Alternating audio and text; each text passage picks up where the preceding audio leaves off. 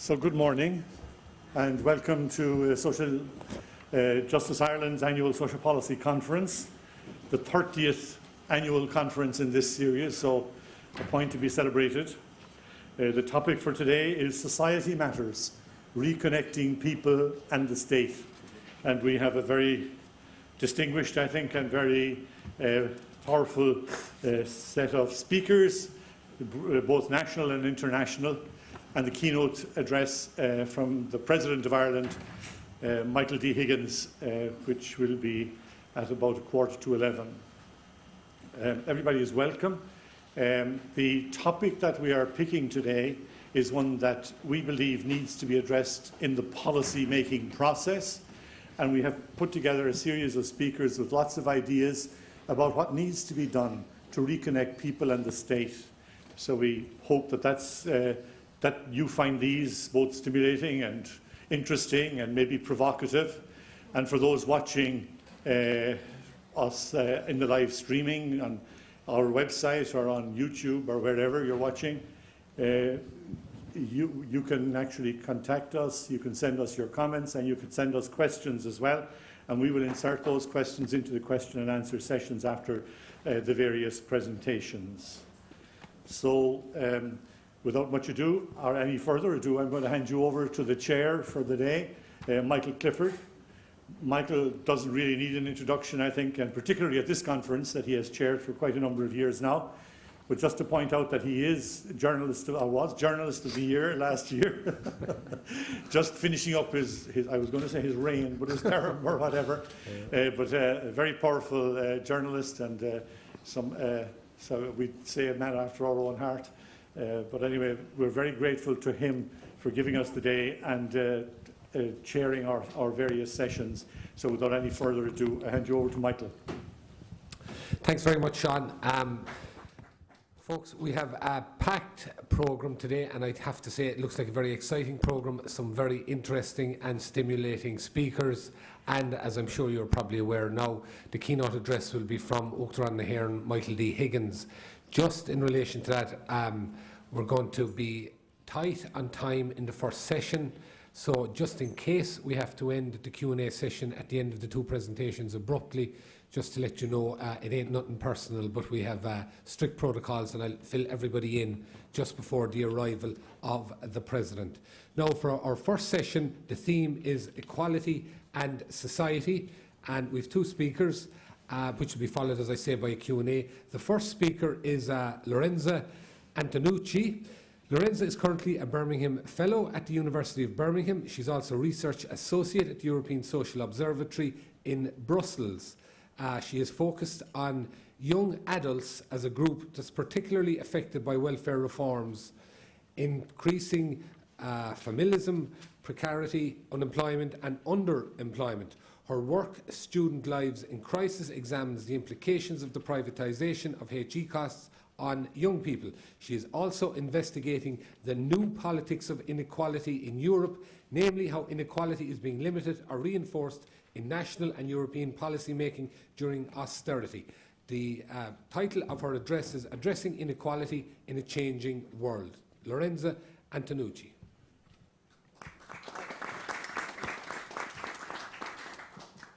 Thank you, and it's an honor to be the first speaker to this really interesting conference.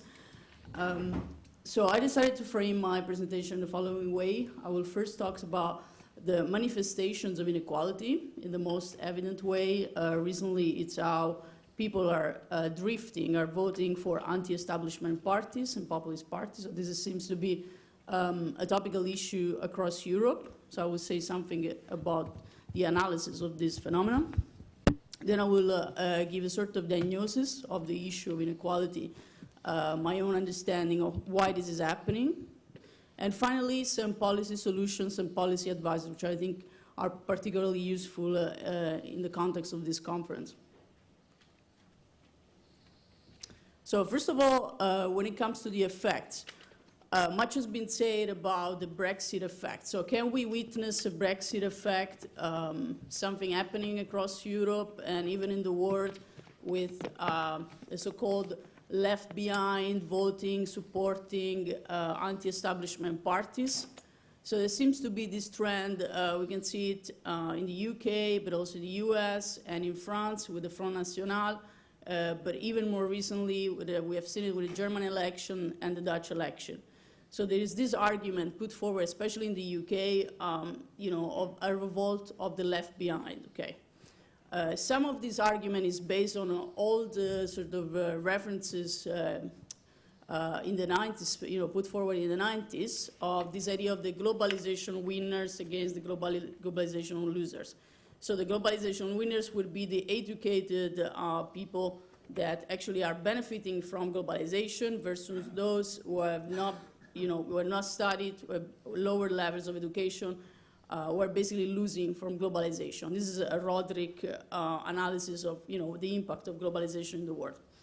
And most recently, some people have put forward a more cultural argument of the, and I'm referring to Goodhart, who is a political commentator in the UK, of the somewheres versus the anywheres. So the somewheres would be the people who travel a lot, the cosmopolitan elite, were not grounded, you know, on actually any territorial place, against the anywheres. Sorry, the somewheres are those who are actually, sorry? Were actually grounded in a territorial places against the anywheres who are not grounded in any territorial places. And this would explain why Brexit was so popular among those who are actually, who don't move, don't have, you know, who are really grounded in a specific geographical position. Now, some of these arguments I would challenge using, you know, different sort of, you know, references and things that have been discussed more recently. So first of all, we cannot use a dichotomous language. Using a dichotomous language is not really helpful to understand what's happening in politics, because we know that the vote on Brexit and other votes are happening across Europe are quite heterogeneous. So we have actually also the middle class supporting some of these political stances, and also anti-establishment politics has been popular for, you know, since the 90s. So what's happening recently is that the percentage of people who are voting for this anti-establishment party across Europe is increasing, and it's reaching a tipping point. And the other thing which is happening right now is that traditional politics, so the center-right and the center-left, which have dominated European politics, you know, after the Second World War, are not actually gathering the majority support, because some of these votes are going to the fringes. Okay. The other important issue I think to discuss is to distinguish between cultural voting and politics, class voting. So the idea that a group of people share some cultural features doesn't mean necessarily that these people have politically aware stances, or they identify with a certain class, and they put forward certain, for example, anti-egalitarian, you know, they support anti-egalitarian positions. So what you see is that, yes, these people share some cultural traits, but this doesn't necessarily mean that these people produce this, you know, cultural interest in a specific and determined political choice. Okay. And then the third point is that if we use the left behind and the left out argument, we don't actually explain why anti-establishment parties are becoming majoritarian, because by definition, the left behind and the left out are the ones at the bottom. And this, you know, the fact that this is reaching a tipping point, you know, as we have seen with Brexit, means that almost, you know, almost 60% or more, in any case, than 50% of people, so the majority of people are shifting towards anti-establishment feelings. So that's something that would pose, you know, an issue in terms of how we define this left behind. So the idea that we put forward with our study on Brexit was to analyze this in a different way and focus on what we call the intermediate classes. So not those who are at the bottom and not those who are at the top, but, you know, what happens to the majority of people are actually in the middle. And we actually found that this explanation worked, so that against what, you know, lots of people argue right now in the media, the Brexit vote was mostly explained by the position of what we call the squeeze middle. So the people at the intermediate classes, which are slowly declining to the bottom.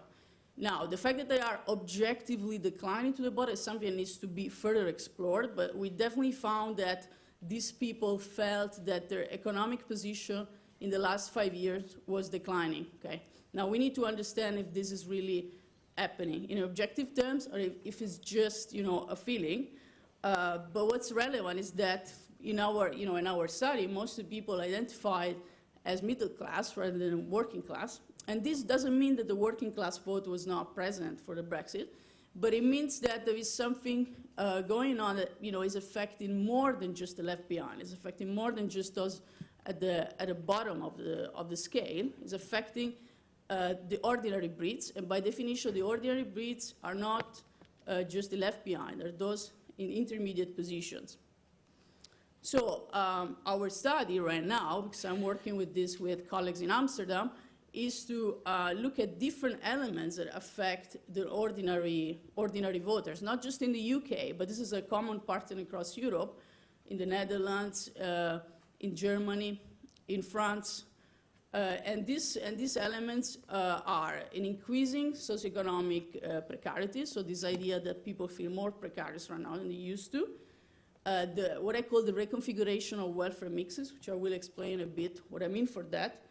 And, dynamics on income and wealth, of lowering, obviously, both income and wealth assets. And this is having, that's the hypothesis, and this is what we're finding, an effect not just at those, with those at the bottom, but with those at the intermediate levels. And this explains why the shifts right now are so important and so prominent. So just to move on the diagnosis of what's happening, why is the squeeze middle, why isn't the intermediate class, if this is the hypothesis, being affected? So I'm using the graph that you see here is the famous Milanovic elephant graph. So this graph that has been developed in the last 5 years, showing that basically two things, that the groups that are increasing more in terms of income gains are the Asian middle classes and the top 1% of the income distribution.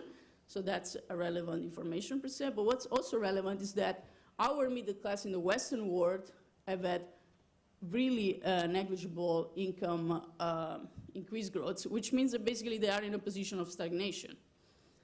So the idea that we actually have a stagnating middle class makes sense, because that really explains, why this perception of the squeeze middle is probably grounded on, real economic evolutions. So there is this tale of the two middle classes. So the middle class in the Asian world, in the emerging countries, which is, increasing, which is gaining more power, and then we have the ordinary middle class in the Western world, in Europe, with a declining economic position. How do we explain this? Well, first of all, we need to think about history. So some historians have actually almost predicted this. I'm thinking about Wallerstein, who, a few decades ago was writing about the fact that basically in world capitalism there is always a fight between who is getting the power and the control of wealth. And this is probably we're witnessing an historical shift who is having the hegemony of power, which is shifting from the Western world to other emerging countries. So we have to account for this historical shift. Even if we account for this historical shift, there's still a lot to do that the welfare state is not doing. I think that's the other point.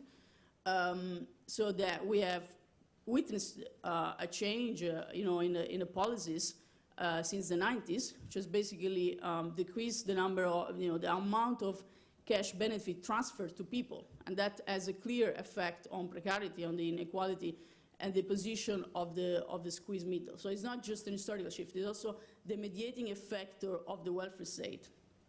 And also, we know from Piketty that wealth inequality has increased. And we also know that this is an historical,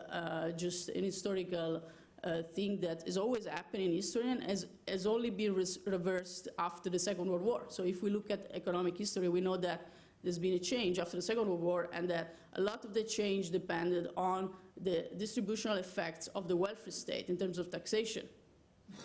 And the other element that we are also witnessing is the sort of move towards the third industrial revolution, how is it called?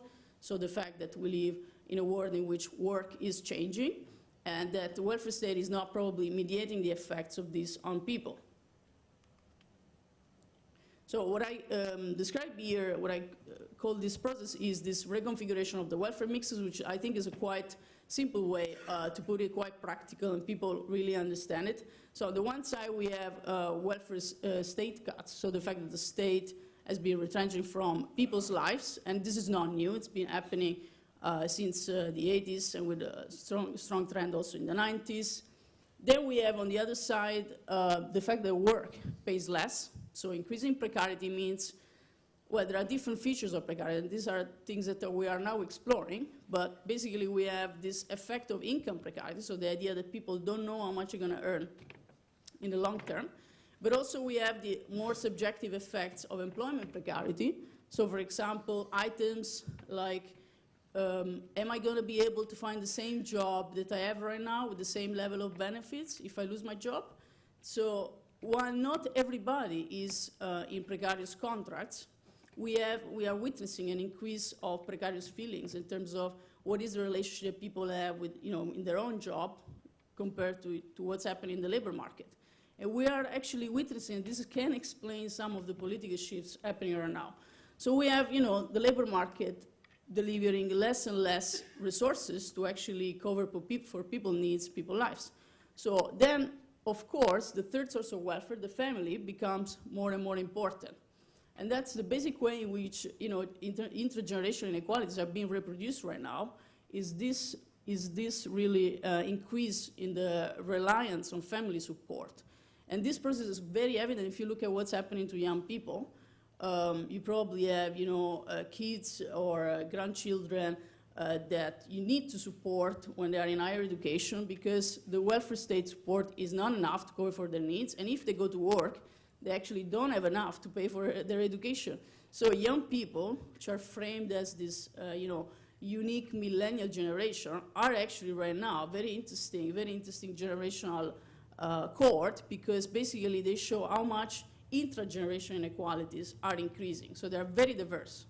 You will not find, inequality is so important as it is in young people as a generation.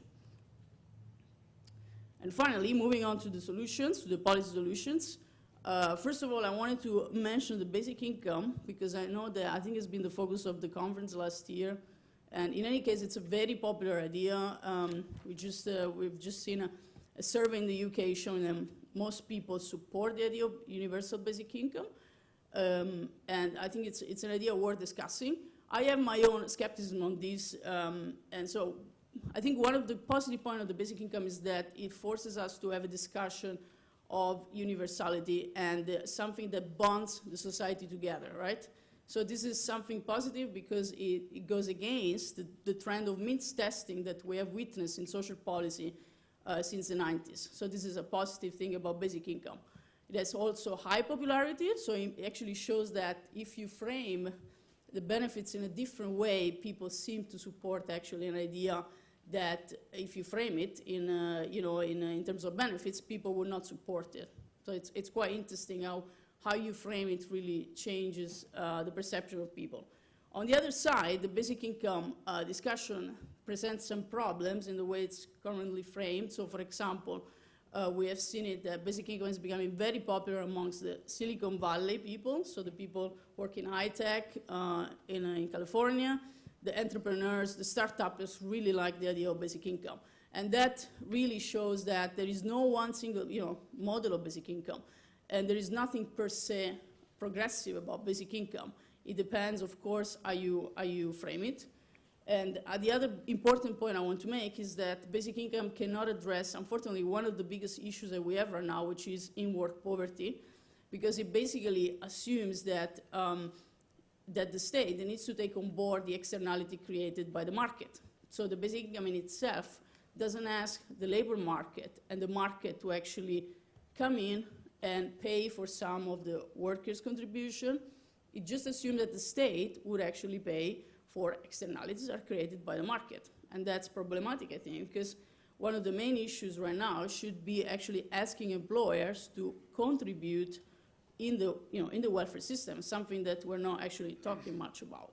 So my other proposal that I put forward, especially through my work with the Foundation of European Progressive Studies, was to create a modern version of the German caste system. So the German caste system traditionally being a way of pooling resources from the employers and the employees with the state, basically coordinating this resource pooling. And I think that a modern version of the German caste is really what we need right now, because we need a real discussion on the responsibilities and the contributions of employers.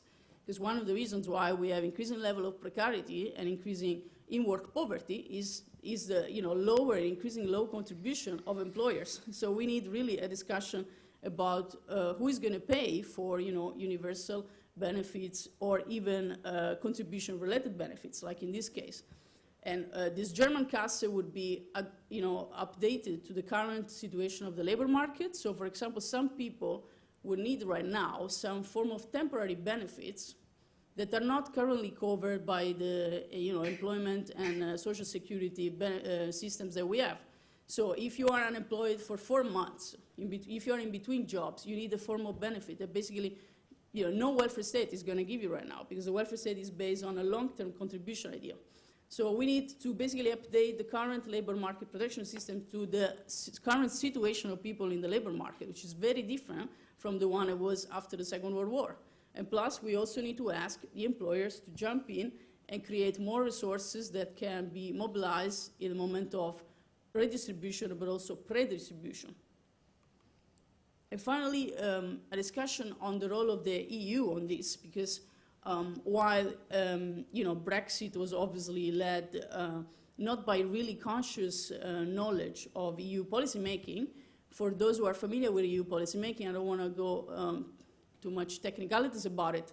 There are very powerful instruments in place right now. One of them is the so-called European semester, in which the EU is powerfully reforming national welfare states. So we have this instrument, the European semester, in which the EU basically formulates country national recommendations, and Ireland is one of the countries who is subjected to that. Actually, Ireland has been massively subjected to that, especially after the crisis. And through the system, the EU has a powerful way of reforming the welfare state. And much of this happens without much role of the European Parliament, so we don't know much about what's happening, and with a strong role of the European Commission and of the country. So it's quite intergovernmental as a procedure. Now, the EU has just come up with this social rights pillar, and the part of the reason why they came up with this is that, especially in the EU affairs, they got lots of criticism for having a EU semester that was highly focused on economic affairs, very much focused on social issues. So inequality is never mentioned in a country-specific recommendations, and lots of these country-specific recommendations that you can find online if you Google, it's all available online, are all based about economic restructuring to be competitive. So there is obviously an effect, a negative effect on the level of inequality and social policy in these countries. So one of the other arguments I make is that these procedures should be reformed in the sense of giving more and more role to the DGs, so to the parts of the European Commissions which deal with inequality. So typically we have a traditional conflict between the DG ECFIN, which is the economic part of the Commission, and DG Employment. DG Employment not having been really involved in these procedures in the last year, so one of the arguments that we should actually reinforce the role of DG Employment. We should also, of course, have a more higher role of the European Parliament, because what's happening through this European semester is something that probably people would like to know about, because it's something that has to do with their own national welfare state systems, and they go actually mostly unnoticed because they're managed mostly from the Commission and with intergovernmental procedures, so decisions between member states. And also, the final point is a more general point. Everybody who goes to Brussels will probably have noticed is how economic and social issues are sharply separated. So we discuss very little about the social effects of the economic reforms. So all the economic reforms that have been put in place since the crisis have profound social effects. But for some reasons, these two things are discussed in a very separate way. There's the economic and there is the social. So unless the social goes back, to be discussed with the economic, we'll never basically breach one of the main forms of inequality, which are the latest economic restructuring process happened, after the crisis. So I think I would finish here. So there is a question and answer question at the end, right? Thank you.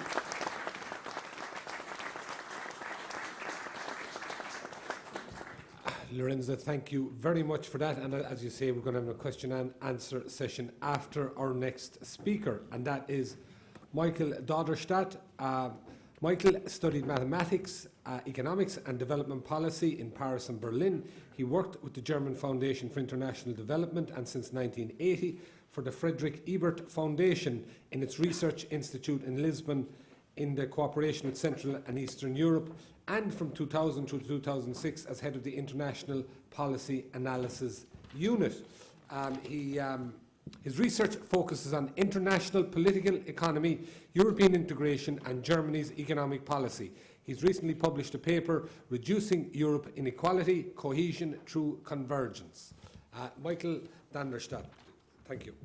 Thank you.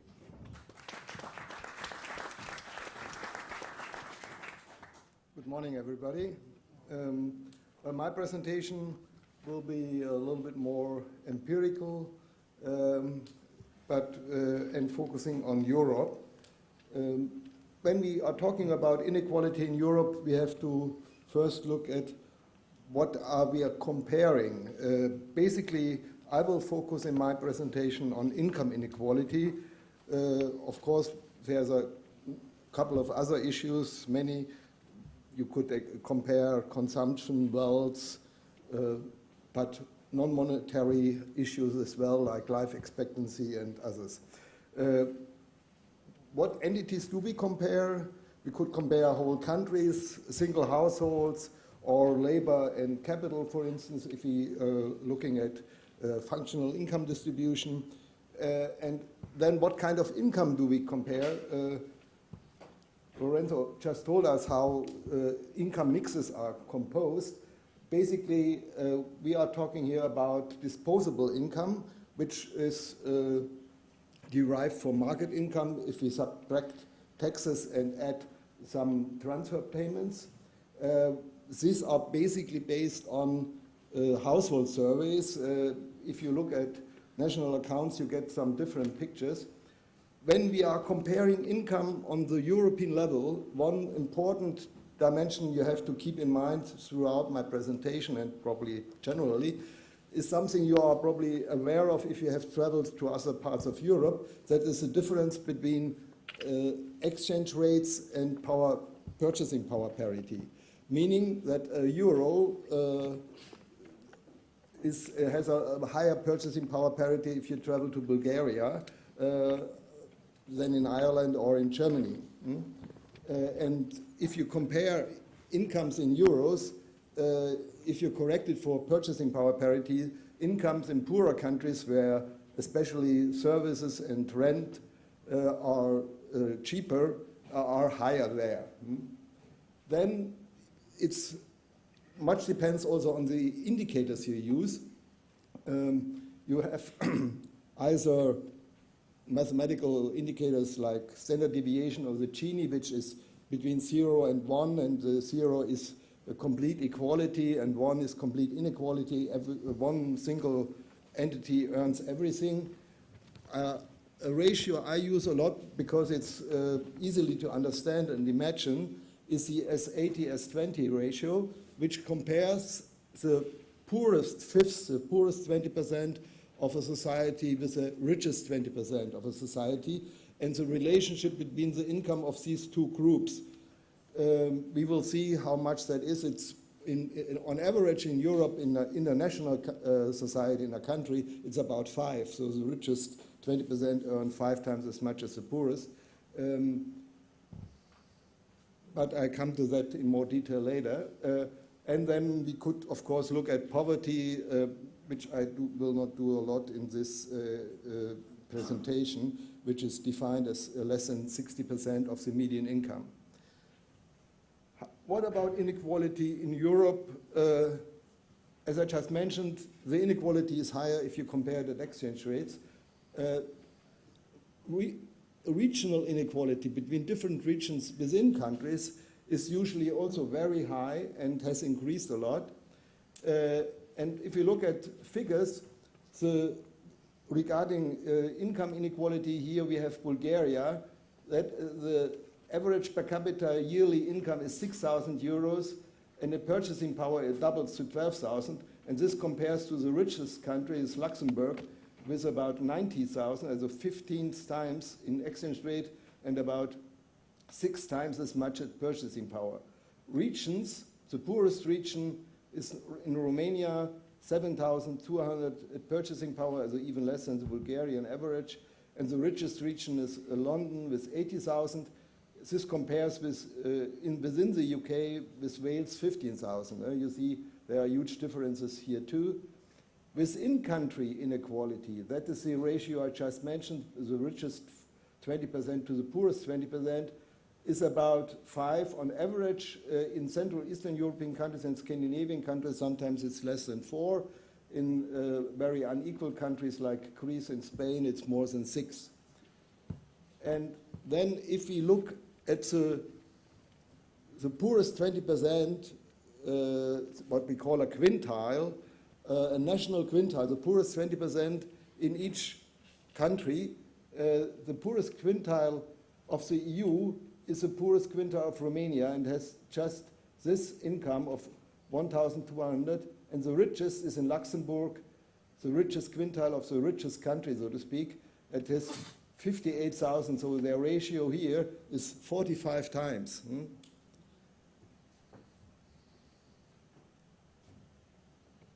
How did these things develop? Well, within countries, inequality has increased a lot in many countries, probably in the majority of European countries, as well as in the world. That's what Piketty and others are talking about. But it has not increased in all countries. In some, for instance, in Poland, even in the UK, it has declined.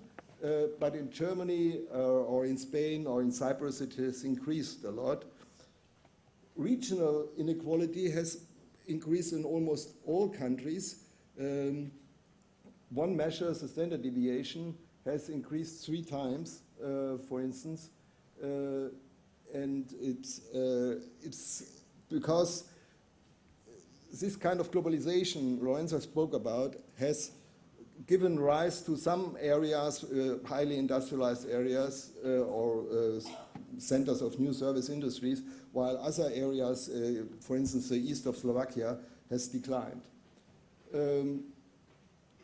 If we measure income for the Europe as a whole, then we can see that there has been some convergence until 2009 and stagnation afterwards. I have created a couple of different income indicators, one which measures the inequality within countries, then between regions, between households, and combining everything into a European-wide inequality. And if you look at the results, we see that in most cases, these inequalities have declined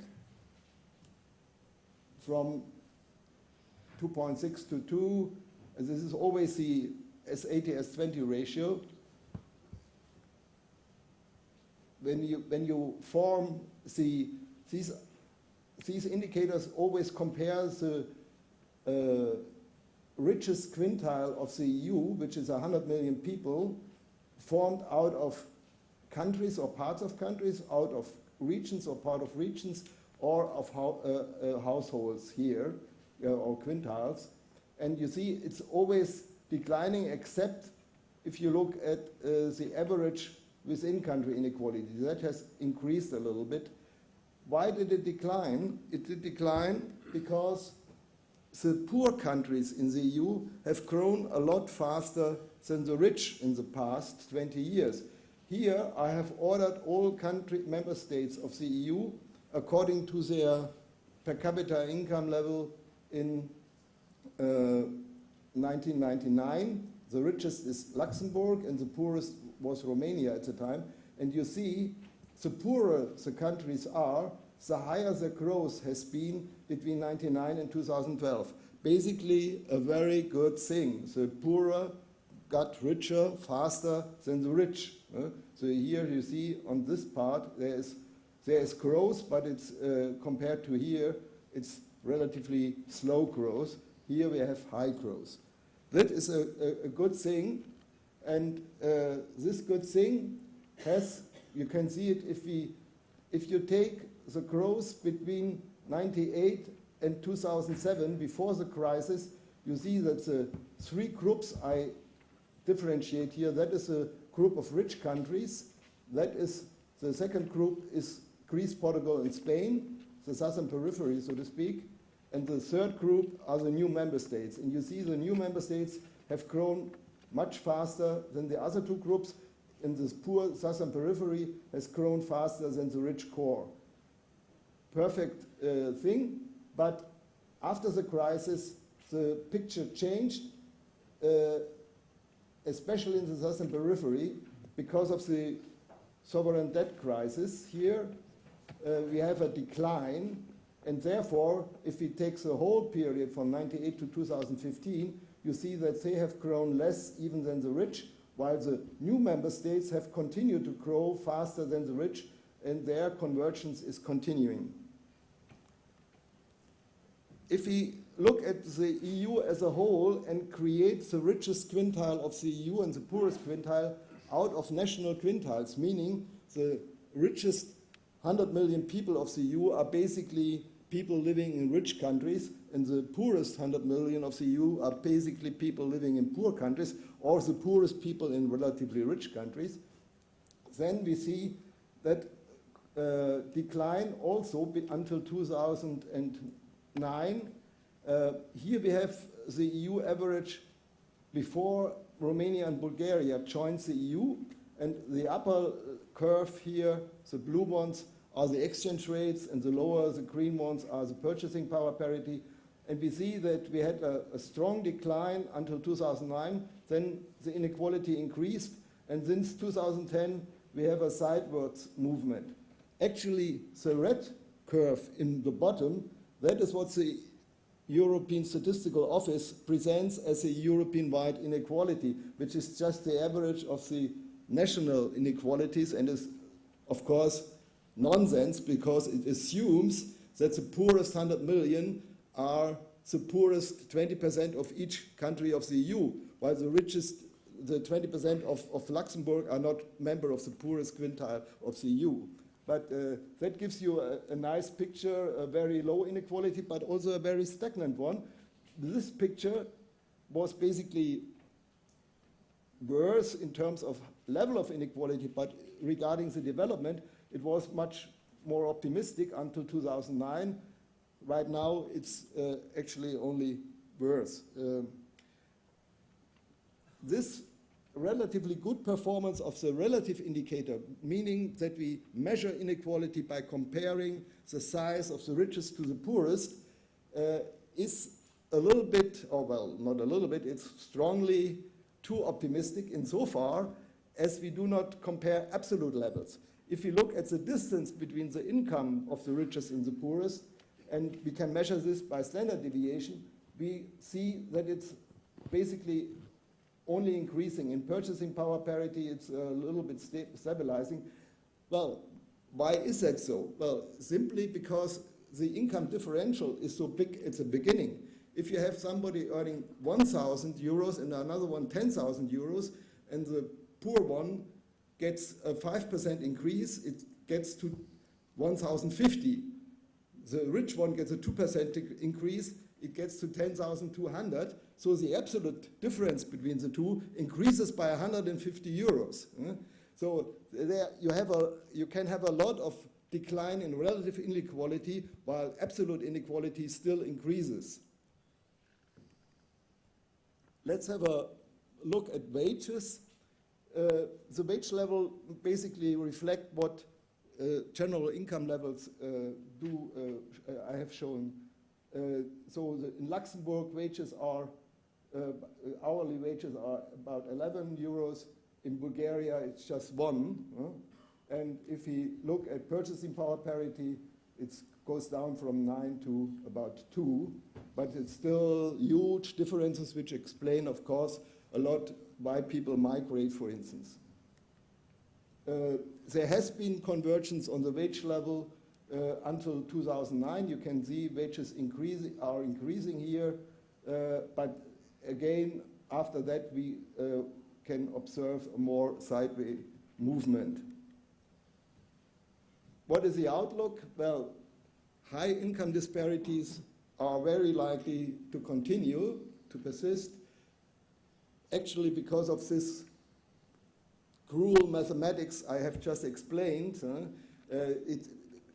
If you have an income difference 5 times between the poor and the rich, and you have these growth rates of 2% and 5%, it takes 25 years until the absolute difference starts to decrease, and more than 50 years until you get equality.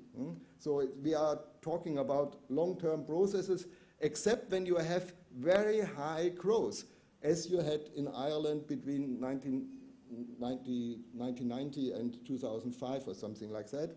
There, Ireland moved from one of the poorest countries in the EU to one of the richest, on a very doubtful and critical growth model, I have to say, but we can go into that if you want in the Q&A. Well,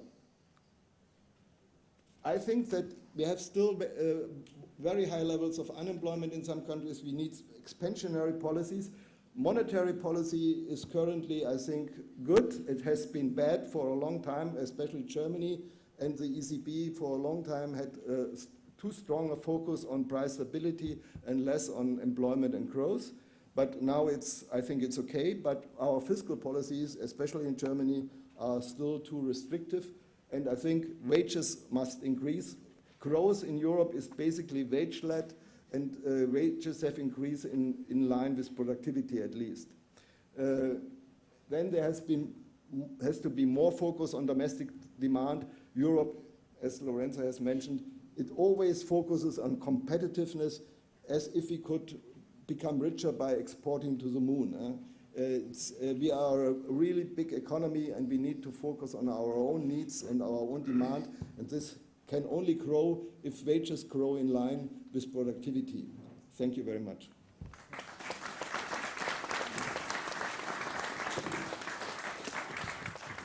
Michael, thank you very much for that. Okay, we're going to open that to the floor, and I think we had some very interesting points from both our speakers there in terms of the inequality, particularly with income distribution, and also possible solutions that are there. Anybody like to, anybody has anything to, yes, we have a gentleman up here near the front with the roving microphone. Now it's going to be with you in 2 seconds. You could identify yourself. Yes, John Martin. Both presentations were absolutely excellent, and in a number of conferences and seminars and discussions in different political arenas that I have been at over the last couple of months, certainly facts, figures and statistics like that would have been very helpful in order for people to concentrate themselves on actually what's happening in the economy and what's happening in the world. Certainly I think Lorenza, for me, actually hit the nail on the head. We are in the third industrial revolution.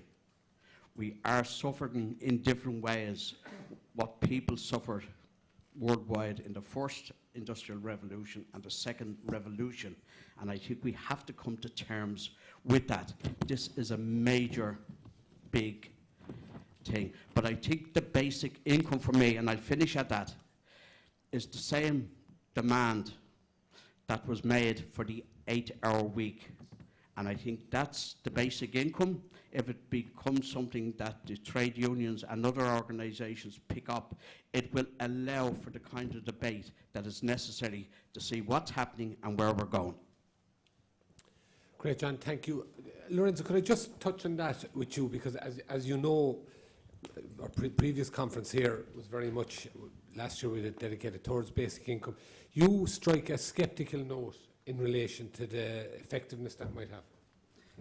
Yes, I actually recently reviewed Guy Standing's book on basic income 4 times higher, and it was really interesting. If you read that book, he's really negative about the social democratic achievements, and he's really trying to promote basic income for the sort of liberals, for the technocrats, and I think that's really telling, because it doesn't recognize that actually social democracy.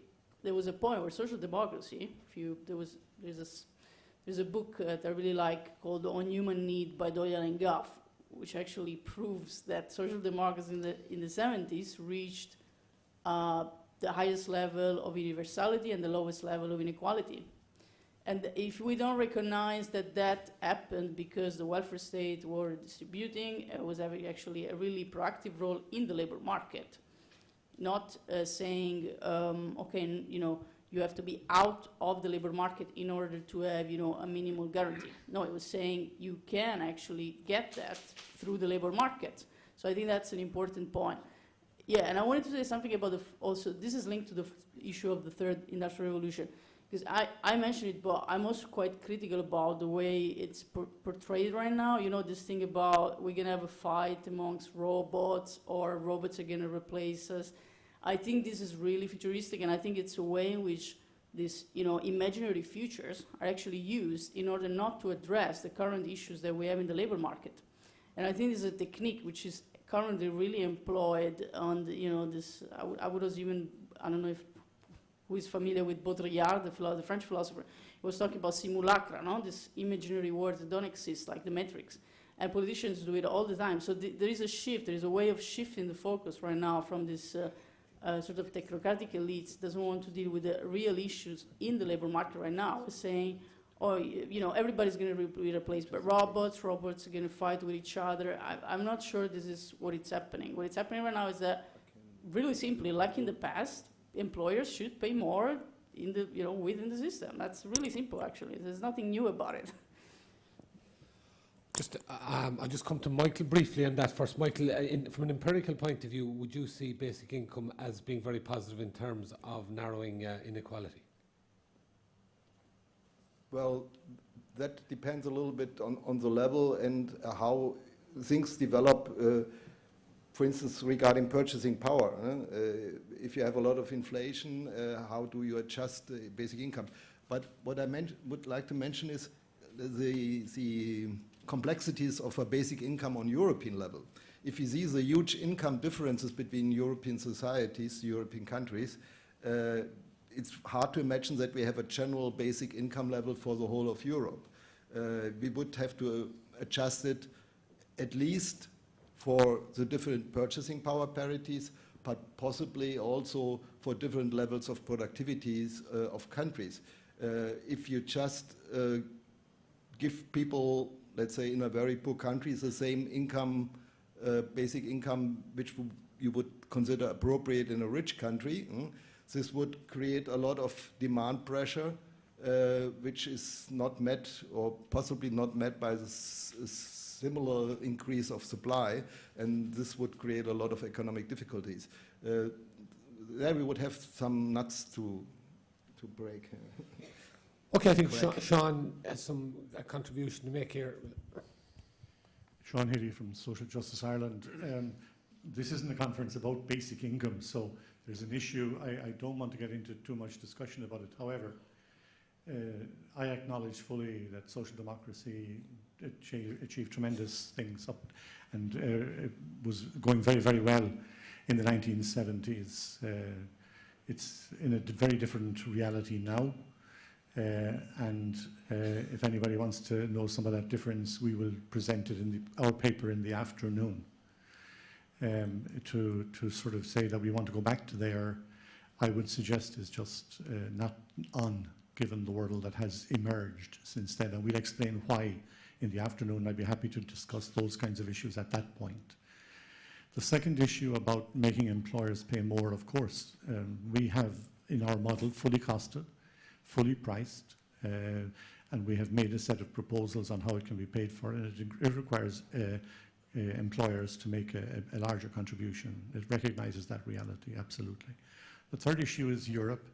There are proposals, quite a number of proposals, thoughtful and different kinds of proposals on how you do a basic income in Europe. In many ways, I think the idea would be that there would be a partial basic income funded by the centre, plus a partial basic income, the balance paid by the state, each of the states, depending on the purchasing power and the various other things that are coming into play. There's a huge literature on this, and particularly I would want to give one final thing. I personally would be very negative about basic income if it were basically just being driven by Silicon Valley and all that sort of neoliberal view of the world.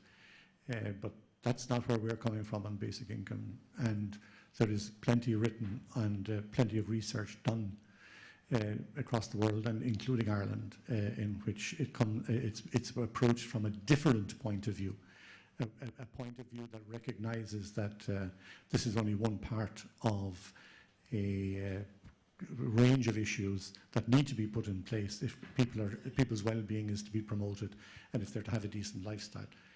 As I say, in the afternoon we will present, Eamon Murphy and myself will present a paper in which we set out the various components that need to go into place, of which basic income is only one. Thank you. Thanks for that, Sean. We've a gentleman up here in the front, over here, yeah, perfect, thanks very much.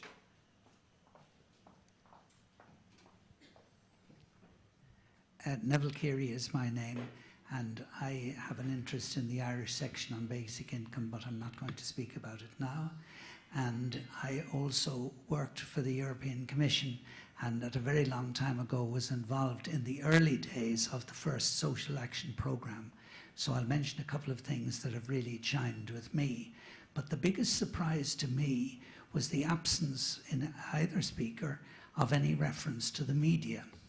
Because I think particularly in the UK, where there's a press dominated by pro-Brexit views, that falsehoods about the future of Europe and Europe absolutely went unchallenged. And the same thing is happening, in my view, at the moment, where the same papers are supporters of the Conservative Party, and they are absolutely in denial about the very damaging effects of Conservative policy on the social fabric in the UK. And the most recent example was the Chancellor of the Exchequer, who even seemed to deny that there was unemployment in the UK. I think the UK is in a very poor position. So that I think media has been very important in shaping opinion, particularly in relation to Brexit and in relation to economic matters. And just then, to give a couple of general points, I think, leaving basic income to one side, there's a big need to try to increase incomes widely throughout the European Union. And I also think that there's a general need of trying to get more money into the European economy. And I was glad to hear the reference to the demand factor and so on. And if I drew a lesson, but it's way back and historic and dated, I think in the early days of thinking about social policy, it quickly emerged that it was absolutely essential for the Commission ideas to implement a social action programme to have, as far as possible, a very good and meaningful dialogue with the social partners. And I think that continues to be absolutely essential, and I was very glad to hear the reference to the way in which the European Parliament, which can be a big partner in forwarding ideas and bringing together partnership, the European Parliament is very much underestimated and ignored, and institutions like the Parliament, the Economic and Social Committee, the Committee of the Regions and so on, are not properly used in the promotion of the fundamental idea of subsidiarity, which could be very helpful in all these areas. Thank you. Thanks very much. Lorenzo, what about that point about the media? This, as you said, the issue of the rise in the anti-establishment vote is occurring at a time when some would argue, certainly, that there's been a decline in the influence of the so-called mainstream media. Did the media in the Brexit vote have a very crucial role in that regard? Yes, for sure. I'm not a media expert at all, but I think it's indicative that there is this, the rise of anti-establishment parties is something happening across Europe, not just in the UK. So that's telling, because it can't be only the UK media. I agree with the idea that in the UK, the role of Europe is being framed in a certain particular way. But I also think that the media were touching something that affected people's lives. So that the media spheres always tap into something that is more concrete and more material about people's lives. So I'm interested in what's behind people buying in what the media say, because propaganda has always been there. I mean, it's not new. It's always been there. And now, arguably, with social media, we have more voices, but I would be also against that idea, because we know that the ones that are more active on Twitter would have never voted for Brexit in the first place. So, yes, there is a role, but I think they are touching something more profound about what people's insecurities. Now, if they are real or not, that's something that needs to be explored more, I think. But it's beyond what the media say. I don't think people are so stupid, that they buy what everything that they listen to. I think there's always something more concrete behind that. I would say that I agree with your point about the Parliament. I would say, for example, there are some platforms like the European Social Dialogue, which have been completely neglected in the European framework. And they've been set up by Jacques Delors, and they were really powerful in the 90s. Many directives on labor rights passed through the European Social Dialogue, so we could use them more. And if I can respond to the other interventions, my point was not to promote sort of going back to history, to social democracy in the 70s, but I was just trying to underline how little the role of the welfare state. So there's little recognition of what the welfare state has achieved in that shape. And I think even though the world has changed, we neglect. There are so many studies showing that how the welfare state is actually indirectly contributing to the precarization of work at the moment. So I'm totally, as I said, in favor of basic income in terms of reopening the debate on universality. I think that's something completely needed because we've shifted towards necessity.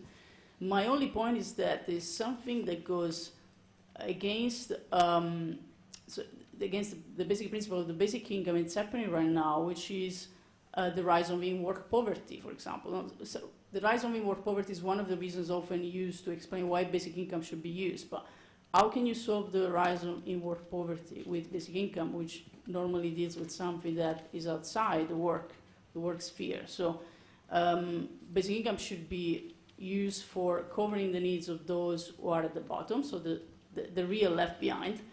But what really touches the majority of people is changing the relationship between individuals and work, because that's something that really speaks to ordinary people, I think. Okay, Michael, would you like to say anything on that? Perhaps 2 points. One, what you mentioned, that there must be put more money into the European economy. I basically agree. The strange is that actually the ECB is pumping money, a lot of money, monthly in the European economy without a huge effect. Well, it has certain effect. Basically, the Eurozone is growing again, but it has taken a long time to achieve that, and growth is not very high. And I think that the big mistake was not pumping the money into the southern periphery when the sovereign debt panic struck. And that has created all these problems that we are now facing. If Trichet had done what Draghi did 2 years later and too late, then we would have avoided the whole crisis. Of course, if we had set up the Eurozone with a different kind of regime, then we would have avoided it too, but that's another question. And a little point to what Lorenza said and you said, Sean, about the financing of social security systems by contributions from employers, as it is in Germany. Well, I can say in Germany this is highly disputed to some extent, at least. First, when Bismarck set up the system, he included the employers in order to not leave a big area of political action to the workers alone, which were dominated by the Social Democratic Party at the time, and he feared that this would be a core of the revolution, so to speak. So he wanted to tame the system by including the employers.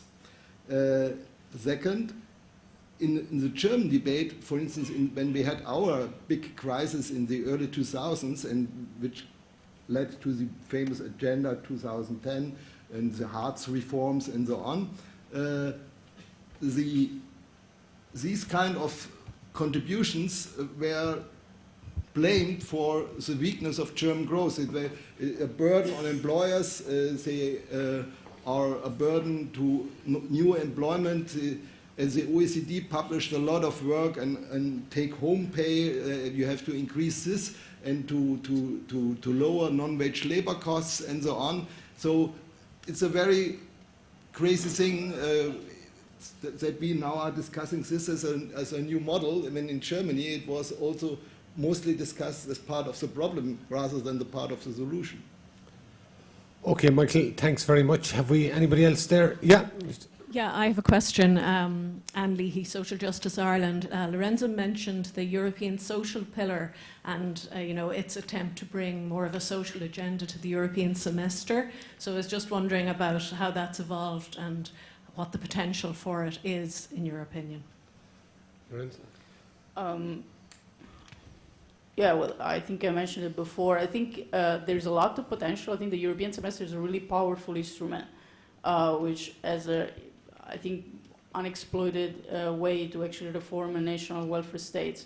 But it's being used right now, as I said, at the mercy of other economic agreements, at the mercy of economic goals, and the current social pillar, the way it's framed. If you first of all, I have two problems with that. First of all, the way the language they use has a lot to do with opportunities. Access to the labor market, so has little to do with redistribution. And part of that is, part of the reason why they do that is that they claim that the EU doesn't have any direct role in modifying national social policy or any direct role in taxation, centrally speaking. But on the other side, if you look at what they have recommended with the country recommendations since the crisis, they actually touch upon welfare state issues indirectly. So that argument, is not actually valid.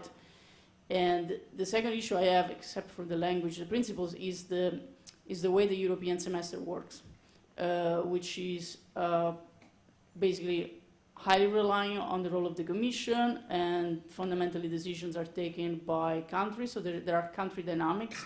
So typically, you used to have, and I know this because I interview people in Brussels, you used to have a coalition between, say, the Eastern European countries and the liberal countries, with the UK being one of them, blocking any modification of, any proposals of actually making country recommendations a bit more progressive.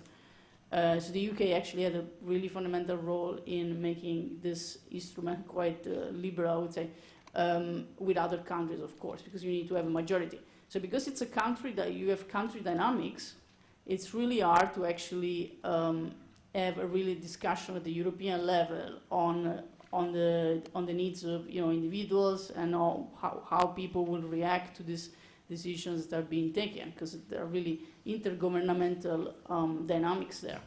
So I think I have an issue with the procedure. If the procedure could open up could be more open up to discussion with the Parliament. And I know that the Parliament is really active on this. I've been working with the European MP Avi Lopez on recommendation from the Parliament to the Commission, which involves some recommendations, some specifically on the European semester.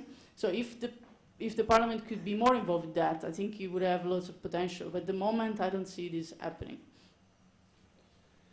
Great. Michael, have you anything to add to that, Michael? Well, I agree, basically. I think the European economic and social policy had always a very strong bias towards supply-side economic policies. And it was always favoring price stability and competitiveness, meaning low wages in comparison to wage-led demand growth. Just to give one example, which for me is typical, there is this monitoring imbalances procedure on the European level, and one of the indicators they are watching is the current account balance. And it says that if a country runs a deficit of 4% of GDP, then we have to be careful and have to take measures. If a country runs a surplus, like Germany, it can be 6% before we start making criticisms and success in countervailing measures. It's an asymmetry. Actually, Germany presently runs a surplus of 8% of GDP. So it's an asymmetry which always favors the supply side over the demand side, the profits over wages, and I think this is not a measure to create prosperity. Okay, we're slightly up against the clock, but we have time for one more contribution here. If we got a microphone that's working. As people probably know, we're streaming online, and we have a question coming in from somebody who emailed to the conference email account. Just would the panel like to comment on the effect of inward migration to Europe on the discussed issues of cohesion and inequality? Okay, Michael, if you'd like to go first, if we could keep it relatively brief. Well, it depends on what we are looking at, inward migration from outside the EU or migration within the EU. Basically, on a very general economic level, you could say that migration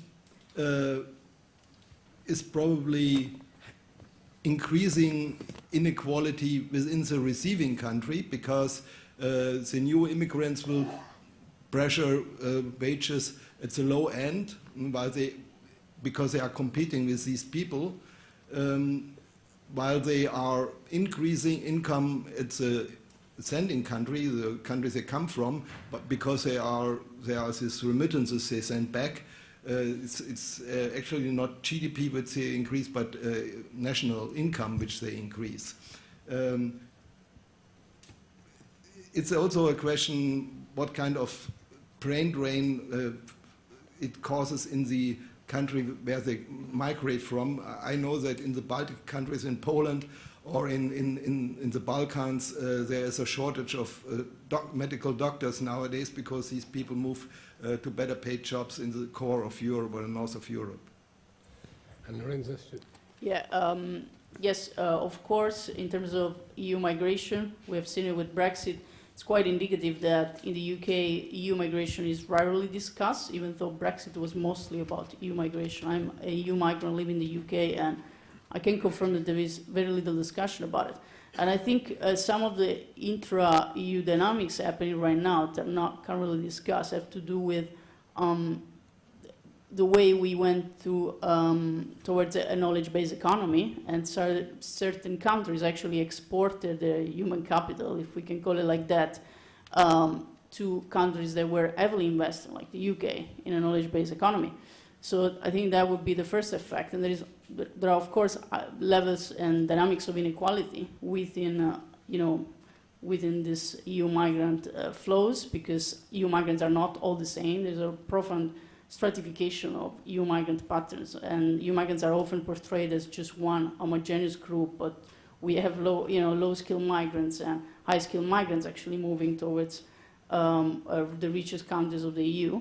But also, talking about non-EU migration, I would say that this is one of the most interesting, probably, things to discuss in terms of how to create a contemporary notion of universality in our welfare state. Because what's happening also in Nordic countries, you see a rise of anti-populist, populist sentiment, anti-establishment sentiments in countries that, were probably not expected to move towards that type of politics. So some of the most popular right-wing groups in the Nordic countries right now are actually extreme right groups. So we need to really consider how to evolve this notion of universality, because these countries, were actually leading the way forward, in terms of welfare state citizenship. So can we really have a national welfare state citizenship? Should we move to a supranational notion of social citizenship? I think this is a very crucial issue if we're talking about how to address inequality. Lorenza, thank you very much. I think definitely it's been a stimulating start to the conference today, and plenty of food for thought, both in terms of how things have evolved and the solutions that we are hearing being put forward. So if you could join me in thanking our speakers, Lorenza Antonucci and Michael Dauderstadt, please.